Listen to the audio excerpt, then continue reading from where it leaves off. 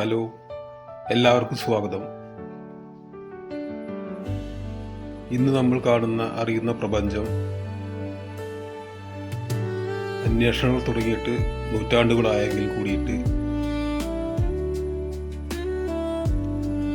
ഈ അടുത്ത കാലത്ത് മാത്രമേ ഏകദേശം ഒരു 4 നൂറ്റാണ്ടുകൾക്കപ്പുറം മാത്രമേ നമുക്ക് പ്രപഞ്ചത്തെക്കുറിച്ചുള്ള കൂടുതൽ അറിവ് കിട്ടിയിട്ടുള്ളൂ.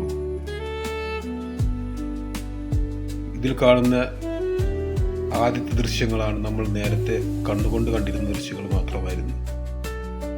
പക്ഷേ ഗലീലിയോ വന്നതിന് ശേഷം ഗലീലിയോയുടെ ടെലസ്കോപ്പോടുകൂടി നമ്മൾ ഗ്രഹങ്ങളെ നിരീക്ഷിച്ചെങ്കിൽ കൂടിയിട്ട് മറ്റു കാര്യങ്ങളെല്ലാം മനസ്സിലാക്കിയത് ഹബിൾ ടെലസ്കോപ്പ് എന്ന ടെലസ്കോപ്പിലൂടെ മാത്രമാണ്.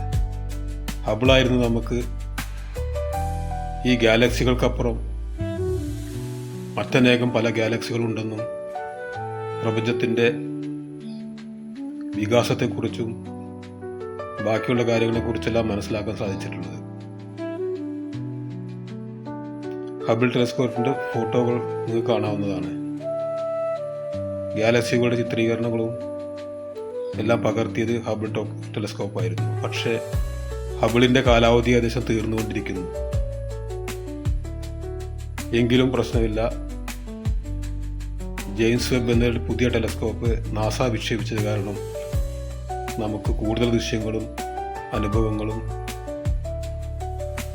ജെയിംസ് വെബ് ടെലസ്കോപ്പ് മനസ്സിലാക്കി തരുന്നുണ്ട്. കൂടാതെ